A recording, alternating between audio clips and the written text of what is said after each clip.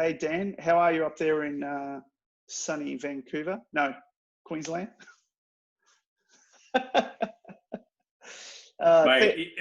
Vancouver, you know we don't get a lot of sun. Yeah. Hey, Yeah. thanks for taking a chance on this today. So we're still sort of ironing out the bugs on this sort of stuff, but you and I have known each other a long time. I actually worked for you 25 plus years ago, which I'm still got the twitches from. But since those heady days, you've been working very much in the financial services industry, including being the CEO of a fintech, I guess. Do you want to tell the viewers a little bit about yourself and what your interest is in digital banking, digital finance, and just a little bit of an intro? Thanks, Peter. And yes, you could call it work, but I called it paying the unemployed. It was like a universal basic income to get you off the street. Anyways, lucky you made it through that experience. I've been in IT for some 30 odd years, and arguably one of the least technical guys in IT. But I do understand how it works, and I think how it helps business, and I guess that's been my thing for the whole time. And we looked at way back in the day, we were gonna have a paperless office. I worked for Hewlett Packard, and then they brought out a laser printer, and we killed a lot of trees and made a lot of money and sold a lot of printers. From there, we started to work out that this thing called local area networks, wide area networks, and then how to do it properly, how to do it professionally, and did a conjunction with some ex-IBM guys and created a systems integration company, and went on from there, as you said, to financial services. And back then there was no cloud, and we built our own cloud. Of our own, they were all tier 3, high security, everything, quite expensive, and delivered a very, at the time, innovative internet banking platform, which evolved to apps and mobile, basically. And yeah, and we lived through the whole mobile first. Everyone started moving to mobile. That is everyone except for boomers like you, the old bugger. Not quite, mate. Most everyone else is doing their banking on a mobile platform now, and I think that's really what the lead in and where we're at, and I guess maybe overdue for some questions and things, but okay, that's where we're. So you and I have so I guess the purpose of this conversation really was to lead into, we've been talking about digital transformation for the mutuals and the credit union banks.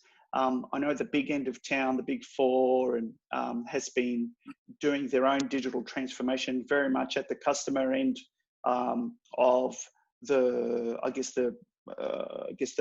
banking relationship. Moving away from the teller window, onto a website and then onto your mobile phone. But I know a lot of the back end of banking really hasn't really innovated. It's just stayed exactly the same. I was interested to understand how you see what your vision was for digital transformation, particularly for smaller banks, mutuals and credit unions, and what was happening before the coronavirus, which we're shooting right in the middle of the coronavirus at the moment. What's happening before that was driving that change, which was getting resistance, and now suddenly banks, I'm sure a lot of the staff in the banks are working from home. I was on the phone with the ATO before, they're working from home. And I know a lot of this digital transformation is being accelerated because of the current situation. So I was just interested in your thoughts in terms of what you would be saying to us, the CEO of a credit union right now. Yeah, thanks. That's a good lead in. Look, I think that if you look at the big four and the international banks, they've got IT and digital transformation departments, and they have thousands of people on those companies doing that, and how do you keep up, I think, is the question, and or do you keep up, or do you segment? for the mutual sector in Australia, if we want to just talk about ADIs, they've gone from some 600 odd small credit union banks, not all small, some are decent size, and they really, I think, have polarized now into about 80 something credit unions, mutuals, small mutual banks, into about 80, and maybe 20 are of any scale. Yeah, so this is kind of I thought about this a little bit. I think if you're in those top 15 or 20, you've probably got your own CIO and your digital operational people. But below that, you just can't afford it. And I think it really comes down to if you're not big enough to have your own internal IT shop, and I think you really got to be CBA big to have your own internal. Okay, that's stretching the imagination a little bit, but you need at least 200 people on staff to be able to afford to have the breadth of people that you need to deliver an IT digital platform. So what if you don't? Or what if you say, I want to do something different? I don't want to spend my money in a digital platform. Well, you can go buy one, or you can buy the advisors, but you have to. You don't have a choice. But is digital, is that the end to end of digital transformation for you? Like, you've got a platform, you can interact with your customers electronically. You can do all the KYC, all you want, customer onboarding, your cross-sell, upsell in terms of your loan and your credit cards and home loans and all that sort of stuff. Or does it go further back into the DNA of the bank and says, you know what, you're running off a COBOL green screen, deposit taking system, and there are limitations associated with that. You've got, because there are what's that new neo? Well, there's a few neobanks that spawned out now, including I think 86400 or whatever it's called. I think 86400's got a good model that is they've done the best to blend the old and the new, and so they've taken, as you say, maybe it's not COBOL, but it's the next iteration of a core banking system. But they've said, okay, the core is really the ledger, and it doesn't change. And so around that, you build modules depending on how we want to focus. And in the 86400 is their first protocol is getting payments right. So they've got access to payments from Cuscal, but also from other suppliers, and they're state of the art, and they're on the digital mobile platform. Their loans pieces from a third party. Everything's from third parties. In fact, I don't think they built much themselves. It's connecting it together. So it's that SI piece, and that capability of stitching things together. The beautiful thing is, it technically is everyone's gone to APIs, and you can communicate between different systems. So then it's not quite plug and play, but it's definitely interconnectivity, and then what's our focus, and that's the question I think everyone's got to answer. The real question that you and me are both going to avoid is, can you afford to have branches? And if I close my branches, what do I do with those poor people who especially now we have this post-coronavirus thing where you can't go into the branch. So you got all these branch staff. What do they really do? And who's going to pay them in the future? Government or? Well, there's no reason I couldn't interact like this the way we are right now with a banker. Of course. I wouldn't need to go into a store. But the things that come into mind is, what you're talking about is a current state, future state type thing. I'm wondering from a perspective of what are things that come into mind for myself. Okay, so there's the Lego approach to systems. Okay, I want to plug in my KYC system, my customer, my, management system, and then at the back end, I've got bankers doing doing their thing. I've got technology people operating technology, desktops and servers and all that sort of stuff. But right around that, I kind of see that as yesterday's kind of news, to be honest. I'm thinking, okay, so there's open data legislation coming through, unless I'm mistaken. Cybersecurity. In fact, cybersecurity should be first. So how do you operate a bank in a secure environment where the world is going open standards? I think about compliance. So if you're reporting to AUSTRAC and you've got to generate reports, settle files and whatnot, you've got some challenges to face. And there's probably a bunch of other things as well that I'm not even thinking about probably from a marketing point of view, even from a banking operations perspective, security management, compliance, etc. It kind of sounds insurmountable in a way. And I mean, the best way to eat an elephant is to, one bite at a time, right? So, I'm imagining basically a vision of the future of whatever that neobank is. It's going to compete with the 86-400. They think that, they're a chance. They've got X amount of roadmap, or I guess runway, to be able to work through. And then there's an appropriate set of parcels of work that need to be delivered to get ready to be fit for the future. Would you agree with that? Yeah, look, you covered a lot of topics here, but I think what you want to let's segment this into. I realize I have it's almost it's on that scale of I'm consciously incompetent. So the scale of I'm unconsciously incompetent. I have no idea I have a problem. To I'm consciously incompetent. I realize I have a problem, and I'm consciously incompetent. The whole scale. Anyway, So we do have a few people, I think, and this is in my 15, 20 years in this space, where I would say some people still have their head in the sand and they say this will pass, and everyone's going to come back to the branch. Computers are never going to be a thing. That internet, that's never going to fly. And then and Peter probably still wants his passbook to get updated. Right. But then there's the others that go, well, holy shit. There's the people aren't coming into the branch. I got a branch open. I got 3 staff there, and I had 4 visitors today. 4 people came in. That's not cost effective, and any branch is a minimum $500,000, if not more.